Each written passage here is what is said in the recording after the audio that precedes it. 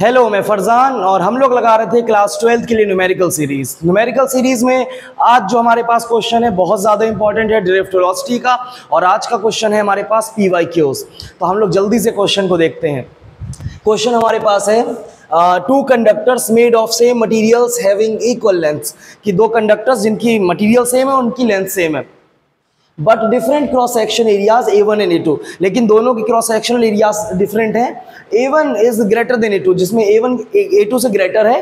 They are connected in parallel across a cell, उन दोनों conductors को हमने सेल में पैरेलल कनेक्ट किया हुआ है।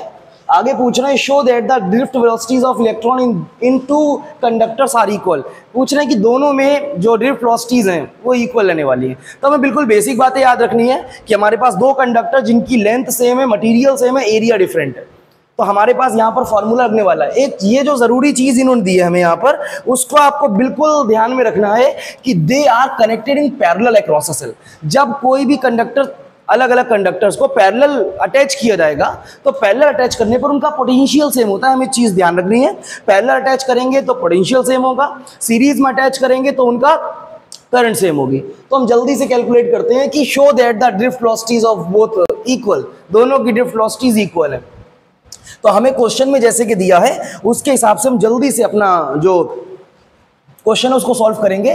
तो इन पैरेलल कॉम्बिनेशन हमारे पास आता है इन पैरेलल कॉम्बिनेशन। तो पैरेलल कॉम्बिनेशन की पहचान क्या है? पोटेंशियल डिफरेंस सेम रहेगा। तो V1 इक्वल्स V2, दोनों का पोटेंशियल सेम रहने वाला है। अच्छा, जब पोटेंशियल सेम रहेगा तो आपको पता होगा ना ओम्स लॉ से कि V इक्वल्स क्या होता है? V इक्वल्स होता है IR। बहुत बढ़िया। तो हम इस V1 को क्या लिख देंगे? V1 को लिख देंगे I1 R1, और V2 को क्या लिख देंगे?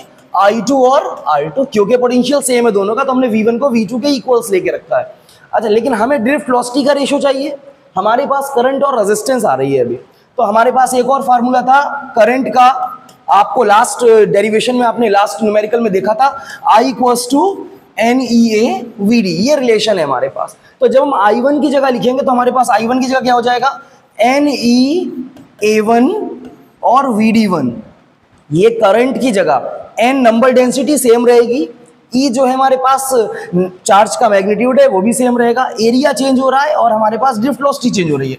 R1 ऐसा ही लिखा रहेगा। ये I2 को लिख देंगे हम, I2 को हम लिखेंगे NEA2 और साथ में VD2 और R2 साथ में चलता ही रहेगा। हमने बस I की जगह NEA/VD, मतलब जो हमारे पास करंट का रिलेशनशिप है ड्रिफ्ट वेलोसिटी के साथ, उसको पुट किया हुआ है। अब आप देखेंगे जरा जो जो चीज सेम है, तो NE से NE इक्वल है, बिल्कुल कैंसिल हो जाएगा। हमारे पास क्या बचेगा? A1 VD1 साथ में R1। अब एक चीज और भी है, वो लेंथ वगैरह में चेंजेस करके आपको बता रहे हैं कि भाई एरिया में चेंजेस हुए हैं, लेंथ सेम रखी है। तो हम R का एक फार्मूला यहाँ पर यूज करेंगे। जो जो फार्मूला हम यूज कर रहे हैं वो साइड में आप लिखते रहेंगे फिर से। तो R का फार्मूला है ρL/A।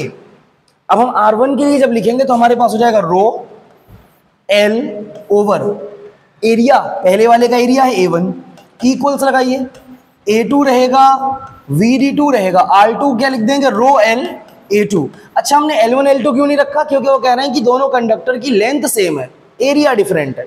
ठीक है, और एरिया डिफरेंट भी कैसा है कि A1 ग्रेटर देन A2 है। ठीक है, उससे कोई मसला नहीं। देखिए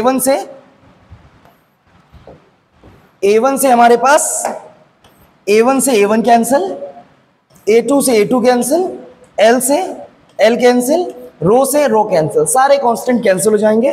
तो हमारे पास अब क्या बच रहा है? जल्दी से हम देखते हैं उसे। हमारे पास बचेगा, इधर बचेगा VD1 फर्स्ट वाले की drift velocity equal VD2 second वाले की ड्रिफ्ट वेलोसिटी। और हमें यही प्रूफ करना था कि शो दैट दोनों की ड्रिफ्ट वेलोसिटीज इक्वल आएंगी। ये प्रूफ हो गया। बहुत ही अच्छा क्वेश्चन है ये, PYQ है।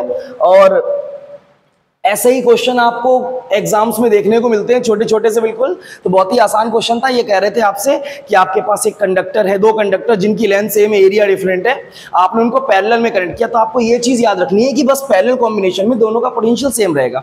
फिर पोटेंशियल को हमने ओम्स लॉ से, ये तीन फार्मूला यूज हुए यहाँ पर। पोटेंशियल को ओम्स लॉ से V इक्वल्स IR से हमने I1 R1 I2 R2 कर दिया।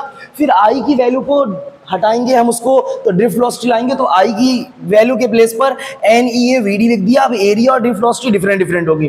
फिर आर को हमने वहां पर से रिमूव किया, ρl/A1 ρl/A2, A2 से A2 कैंसिल, A1 से A1 कैंसिल, L से L कैंसिल, रो से रो कैंसिल। हमारे पास आ गया कि दोनों की ड्रिफ्ट वेलोसिटीज कांस्टेंट रहेंगी। Thank you.